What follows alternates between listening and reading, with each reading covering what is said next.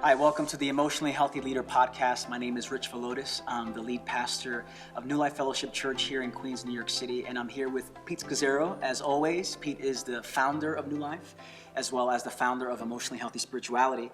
And over the course of these podcasts, we're looking at different chapters of your book, The Emotionally Healthy Leader. And last week we talked about last time we met, we talked about the emotionally unhealthy leader.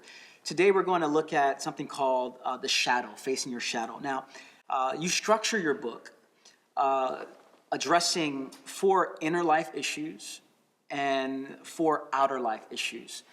And you start off with the inner life issues, and I'm curious to hear why you begin with the notion of facing your shadow. Why is this the first issue that you deal with as it pertains to leadership?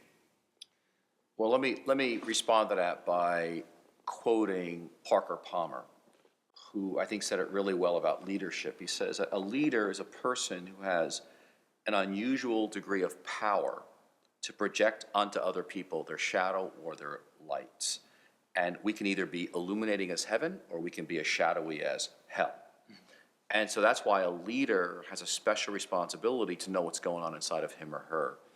But it's so much easier to build the organization or institution or church or ministry, the exterior. It's way easier than actually looking inside. Yeah. And that's much more rigorous and much more complicated. So that's the reason this is the start of it all, my willingness to face what I'm calling here shadow. And by saying face your shadow, the assumption is most people, most leaders, most organizations are not. What are they avoiding their shadow? What's happening there? Well, again, let's define shadow. It's a tough thing to define, and because it's not all sin. It's a little more complicated than that. And I'll read the definition I eventually landed on. That it's the accumulation of untamed, less than pure motives and thoughts, and they're mostly unconscious, that strongly influence and shape our behaviors. So it's the damaged but often hidden version of who we are. So, it flows up in leadership in a variety of ways. So, like, for example, I have gifts in leadership. I can mobilize people and build. That's a really good thing. The shadow is, there's a part of that which is I have an enormous need for people to tell me I'm great. And so it's like a shadow side of that. I've got to be aware of that. Or, I value excellence. I want an excellent service. That's, excellent quality, whatever I do. The shadow side emerges when that pursuit of excellence, it goes into a perfectionism and a harshness with people. It doesn't make allowance for mistakes. And being human is to make mistakes. Yeah. I think another one would be I'm zealous for good doctrine, which is a good thing. I'm zealous for the truth. But the shadow is that zeal prevents us from listening to people or being kind. And we become nasty and judgmental in the name of zealousness. So shadow is very, very tricky. I know some people, they're really into building a small, authentic church community, house churches, which is great. That's a good thing. The shadow is now you're judging anybody who's got a big church. You with me? Because now your identity is found in the fact that you're small and anybody who's bigger is bad. Yeah. That's a shadow aspect of it, if that makes any sense. So that's really for the leader now. Can the shadow find the expression in organizations and cultures, on churches at large? Like, can organizations have shadows? What would that look like? Absolutely. We may have a few here, Rich. Okay. I think, and it comes, of course, out of our leadership. I think teams can develop their own shadows. Cultures can develop their own shadows. So let's say, for example, let's say a church that's really into new technology, social media, which is fantastic to reach the people with Christ. But the possible shadow is, even as a church, you almost have a judgmentalism towards older traditional churches that are drawing from history, and so it like I'm superior. Yeah. It's so subtle. Yeah. That it's tough to even see sometimes, but that it can happen as a whole church. We're like the best church. Yeah. And others are substandard. Yeah. So it sounds like the shadow is unawareness. Like, what's the connection there between shadow, because you're talking about the subtlety of it. Yeah. Like if you don't really pay attention, you'll miss it. Yes. You'll miss it. So how do we begin to recognize the power? Because this seems like a destructive power if we're Yes. not paying attention to it. How do we begin to recognize this?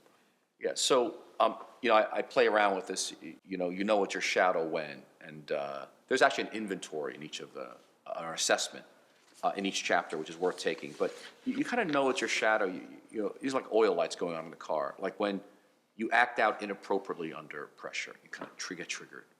Or you don't want someone else to succeed because they hurt you, or you're triggered by a person or circumstances, and you say some things you later regret.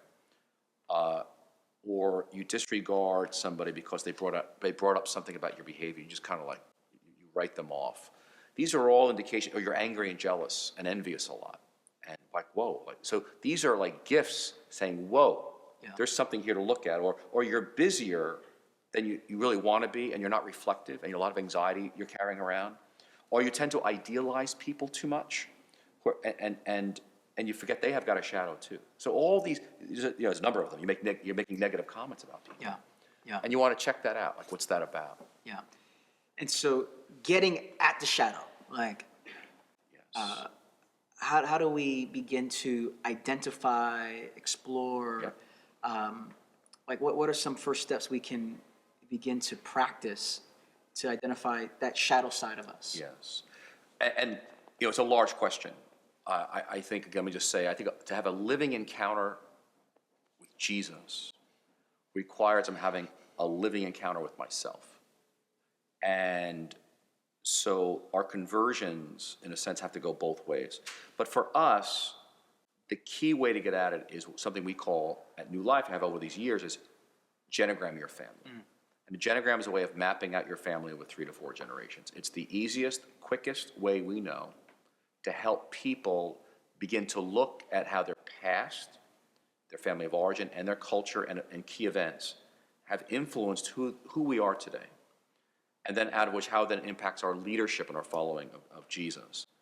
And so we actually offer this tool free on our website. It's part of Emotionally Healthy Skills 2.0. But we realize how critical this is for teams to do it. And so once the book is released in July of 2015, it will be available on the website. And so I want to encourage teams to actually do it. It's a great exploratory way to get in and begin to look at your shadow. And there's many, many other things out there that help.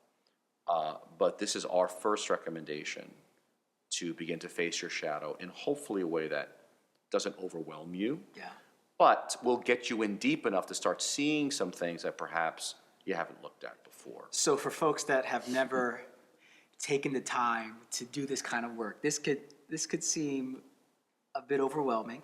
One of the sayings at New Life that I say from time to time is we should have a sign outside of our church building that says enter at your own risk, because we're inviting you to look at areas that you probably have not looked at before. So it's going to be difficult to do some of this, but what are some of the benefits that, as we think about cost benefit, like what are some of the benefit of doing this kind of work of facing your shadow? Okay, I have 1 or 2 minutes. Why don't I ask you, how did it help you to do it? Because when you first came here a number of years ago, before you became the lead pastor, and you did this genogram, how has it benefited you to face your shadow? Yeah, for me, well, as a leader, very specifically, it began to uncover the ways that I have avoided people, having difficult conversations with people. Like certain people, something happened that was inappropriate, a comment that was stated. In the past, I probably would say, that's all right. Don't have to worry about addressing it. When I started really looking within, I started getting to the core of why do I keep going, I want people to like me. I don't want to rock the boat. And so for me, one of the ways that I've grown as a leader is by facing myself and my own shortcomings there, and by the grace of God being able now to have those hard conversations. So I've noticed that I'm living now, for me the benefit is I'm living with integrity, greater integrity. There's congruence. What's happening on the inside is now happening on the outside. Where on the inside I would say, I'm miserable. I hate that person. I'm resentful, but on the outside, I'm smiling. Don't worry about it. It's okay. So, but integrity for me. That's great. Yeah, and I'll just close with this. The degree to which you will engage your own shadow is the degree to which you can free other people from theirs. And you'll have a greater freedom in all areas of your leadership. And you become, we call a more differentiated leader, becoming more the person that God uniquely called you to be, less of a false self and more of who God made you, out of which you can lead and free others. And by God's grace, help your whole organization, team, church reach the world for Christ. So for more information for you, for your team, for your staff, you can check out emotionallyhealthy.org for more information. Pete, till next time. Thank you. See ya.